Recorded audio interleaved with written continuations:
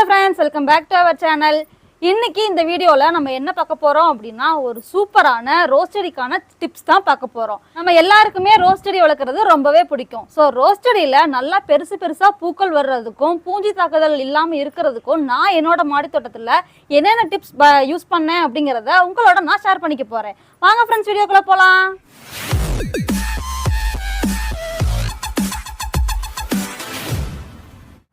மாடி தோட்டத்துல பூச்செடிகள் அப்படினாலே முதல்ல ஞாபகத்துக்கு வர்றது ரோஸ் செடி தான். ஸோ ரோஸ் செடியை தேடி தேடி நம்ம வாங்கி வைக்கும்போது அதில் பூக்கள் வராத பார்க்கும்போது ரொம்பவே வருத்தமாக இருக்கும். ஸோ இந்த மாதிரி உங்களுக்கும் உங்கள் வீட்டில் உள்ள ரோஸ் செடியிலையும் பூக்கள் பூக்கணும் அப்படின்னா நான் சொல்கிற இந்த ஒரு டிப்ஸை ஃபாலோ பண்ணுங்கள். நான் அந்த டிப்ஸை ஃபாலோ பண்ணி தான் பார்த்தீங்க அப்படின்னா இதில் ஏற்கனவே ஒரு பூ எடுத்துட்டேன். இப்போது இன்னும் 2 பூக்கள் இருக்குது. அதே மாதிரி இந்த ரோஸ் செடியிலையுமே 2 பூக்கள் வரப்போகுது. இந்த செடியெல்லாம் வாங்கி வைக்கும்போது 2 ஸ்டெம்ஸ் மட்டும்தான் இருந்தது, இலைகளே இல்லாமல் இருந்தது. பூக்கள் வருமா அப்படின்ற சந்தேகத்தோடு தான் இருந்தது. இப்போ பார்த்தீங்க அப்படின்னா இதில் சூப்பராக 2 மொட்டுகள் அழகாக வந்திருக்கு. ஸோ இங்கே ஒன்று வந்திருக்கு, இங்கே ஒன்று வந்திருக்கு. அதே மாதிரி காஞ்சு போன ரோஜா செடியில் கூட பார்த்தீங்க அப்படின்னா சூப்பராக புதிய தளிர்கள் நிறைய துளிர்கள் வர ஆரம்பிச்சிருக்கு. இதுக்கு நான் என்ன டிப்ஸ் யூஸ் பண்ணேன் அப்படின்னு உங்கள் கூட நான் சொல்கிறேன். அதுக்கு நான் எடுத்துக்கிட்டது பார்த்தீங்க அப்படின்னா வெங்காயத்தோல்.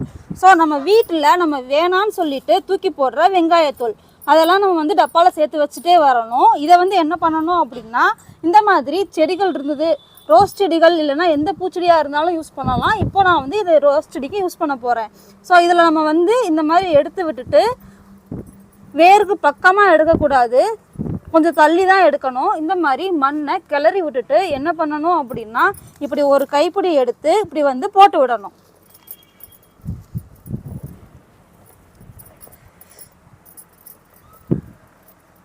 ஸோ இந்த மாதிரி தான் நான் யூஸ் பண்ணிக்கிட்டு இருந்தேன். இப்போ பார்த்தீங்க அப்படின்னா இந்த ரோஸ் செடிக்குமே அந்த மாதிரி தான் நான் கொடுத்தேன்.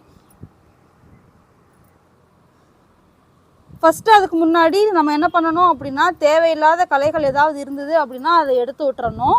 ஸோ நம்ம வேருக்கு ரொம்ப பக்கத்தில் இல்லாமல் என்ன பண்ணணும் அப்படின்னா இந்த மாதிரி ஓரமாக ஒரு இடத்துல இப்படி நம்ம போட்டு விட்டுறணும். ஸோ இப்போ இந்த வெங்காயத்தொழியில் உள்ள எல்லா சத்துக்களும் பார்த்தீங்க அப்படின்னா ரோஸ் செடிக்கு போகும். இந்த மாதிரி தான் நான் எங்கள் வீட்டில் உள்ள எல்லா பூச்செடிகளுக்குமே நான் யூஸ் பண்ணுறேன். ஸோ இந்த ரோஸ் செடி நல்லா துளிர் விட்டு வருது. அதே மாதிரி பார்த்தீங்க அப்படின்னா செம்பருத்தி பூக்கள் நிறையவே பூக்க ஆரம்பிக்குது. என்னோட மாடி தோட்டத்தில் டெய்லியும் பார்த்தீங்க அப்படின்னா ஒரு செம்பருத்தி பூ கிடச்சிரும். பூக்கள் நல்லா பெருசாகவும் அதே மாதிரி நல்ல கலராகவும் நமக்கு கிடைக்கும். ஸோ இதில் இன்னும் பார்த்தீங்க அப்படின்னா மொட்டுகள் நிறைய இருக்குது. அதே மாதிரி இதில் பார்த்தீங்க அப்படின்னா நாளைக்கு மலர போக பூக்கள் ஒன்று இருக்குது. இந்த மாதிரி நிறையா மொட்டுகள் நமக்கு வரும். அதே மாதிரி இந்த ரோஸ் செடியில் பார்த்தீங்கன்னா புதிய தளிர்கள் வர்றதை உங்களால் பார்க்க முடியும். இங்கே ஒரு புதிய தளிர் வருது, இங்கே ஒரு சிவப்பாக ஒரு தளிர் நல்லா வருது. இது 7 days ரோஸ். இதுலேயும் தளிர்கள் நல்லா வருது. ஸோ இந்த இடத்துல எல்லாம் பார்த்தீங்க அப்படின்னா தெரியும்.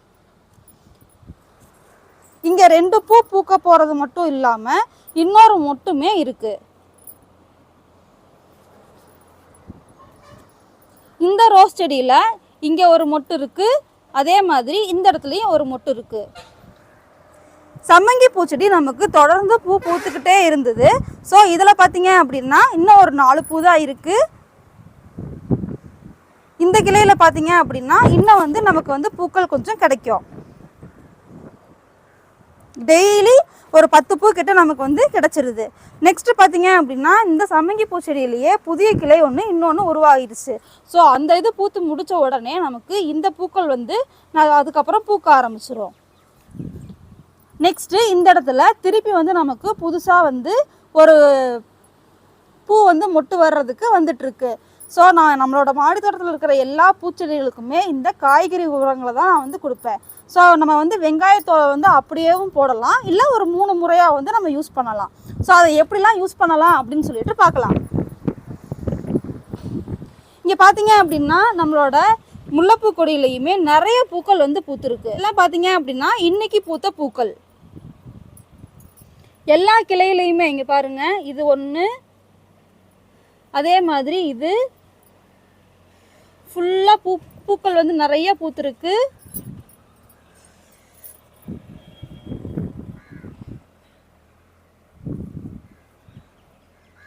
நிறைய பூக்கள் பூத்திருக்கு. எல்லா கிளையிலையுமே நமக்கு வந்து பூக்கள் இருக்கு. இதுலேயும் இருக்கு, இங்கேயும் இருக்கு, அதே மாதிரி இதுலேயும் இருக்கு. ஸோ இதுலேயும் இருக்கு, இந்த இடத்துலையும் இருக்கு. இது பக்கம் பக்கம் இருக்கிறனால 2 செடின்னு நினைக்காதீங்க, இது வந்து ஒரே செடி தான். ஸோ இந்த ஒரு செடியில் இங்கேருந்து பாருங்களேன், ஒரு செடியில் நமக்கு இவ்வளோ பூக்கள். இதெல்லாம் வந்து ஒரே செடியில் நமக்கு கிடைச்ச பூக்கள். பார்க்கவே ரொம்ப அழகாக இருக்குல்ல. ஸோ இப்போ நான் அதை வந்து இப்போ வெங்காயத்தோலை எப்படியெல்லாம் யூஸ் பண்ணலாம் அப்படின்ட்டு நான் உங்களுக்கு சொல்கிறேன். ஃபஸ்ட்டு பார்த்தீங்க அப்படின்னா, நான் போட்ட மாதிரியே வெங்காயத்தோலை நம்ம மண்ணை தோண்டி, செடியில் மண்ணை தோண்டி என்ன பண்ணணும் அப்படின்னா ஒரு ஓரமாக வந்து போட்டு விடணும். வேருக்கு பக்கத்துலேயே போடக்கூடாது. எந்த உரம் நம்ம கொடுத்தாலுமே செடிக்கு டைரெக்டாக வேருக்கு பக்கத்தில் போடாமல் கொஞ்சம் தள்ளி நம்ம வந்து கிளறி விட்டு தான் போடணும். அப்போ தான் வந்து அதோட சத்துக்கள் எல்லாமே கீழே வேர் வரைக்கும் போய் நமக்கு வந்து எல்லா சத்துக்களும் மண்ணுக்கும் கிடைக்கும். இப்போ பார்த்தீங்க அப்படின்னா நம்ம வந்து இந்த மாதிரி எடுத்தவொடனே பொலன்னு மண் இருக்கணும். அந்த மாதிரி இதில் தான் நம்ம வந்துட்டு ரோஸ் செடி நல்லா வளரும். அப்போ நம்ம என்ன பண்ணணும் அப்படின்னா, இந்த மாதிரி உரங்கள் போடுறதுக்கு முன்னாடி நல்லா கிளறி விட்டு அந்த மாதிரி தான் நம்ம கொடுக்கணும். ரொம்ப இறுக்கமாக இருந்தது அப்படின்னா அதுக்கு வந்து காற்றோட்ட வசதி இல்லாமல் இருக்கும். அதனால் என்ன பண்ணணும் அப்படின்னா, இந்த மாதிரி கிளறி விட்டு தான் நம்ம வந்து கொடுக்கணும். நெக்ஸ்ட் எப்படி கொடுக்கலாம் அப்படின்னா, இப்போ வெங்காயத்தோலை நல்லா காய வச்சு என்ன பண்ணணும் அப்படின்னா பொடி பண்ணி, அது கூட நம்ம வெங்காயத்தோல் கூட நம்ம முட்டை ஓடு, வாழைப்பழத்தோல்லாம் சேர்த்து நம்ம வந்து அந்த பொடி பண்ணி நம்ம செடியோட தூரில் நம்ம போட்டு விட்டோம் அப்படின்னா, நம்ம தண்ணி ஊற்றிட்டே வரும்போது அந்த இதில் இருக்கிற சத்துக்கள் எல்லாமே செடிகளுக்கு போகும். 3வது மெத்தட் பார்த்தீங்க அப்படின்னா லிக்விட் ஃபெர்டிலைசராக கொடுக்கலாம். அது என்ன பண்ணணும் அப்படின்னா, வெங்காயத்தோலை எடுத்து நம்ம தண்ணியில் ஒரு 5 நாளைக்கு ஊற வச்சு அதை நம்ம என்ன பண்ணணும் அப்படின்னா அந்த தண்ணியை மட்டும் வடிகட்டி நம்ம செடிக்கு கொடுக்கணும். அப்படியே நம்ம வந்து கொடுக்கக்கூடாது. அது கூட இன்னும் நிறைய தண்ணிகள் சேர்ந்து கலந்து தான் கொடுக்கணும். எப்பயுமே ஒரு லிக்விட் ஃபெர்டிலைசர் பண்ணும்போது நம்ம வந்து வெறுமனே அந்த லிக்விட் ஃபெர்டிலைசரை மட்டும் கொடுக்காம நிறைய தண்ணியோட டைலூட் பண்ணி கொடுத்தோம்னா தான் செடிகளுக்கு அந்த சத்துக்கள் வந்து போய் சேரும். இல்லை அப்படின்னா அந்த செடிக்கு டைரெக்டாக அந்த நிறைய சத்துக்கள் போகும்போது அந்த செடி செத்து போகிறதுக்கு கூட வாய்ப்பு இருக்குது. ஸோ இப்படி நம்மெல்லாம் கொடுத்துட்டோம். இப்போ வெங்காயத்தோல் வந்து நம்ம செடிக்கு கொடுக்கறதுனால என்னென்ன நன்மைகள் இருக்குது அப்படின்னு சொல்லிட்டு பார்க்கலாமா?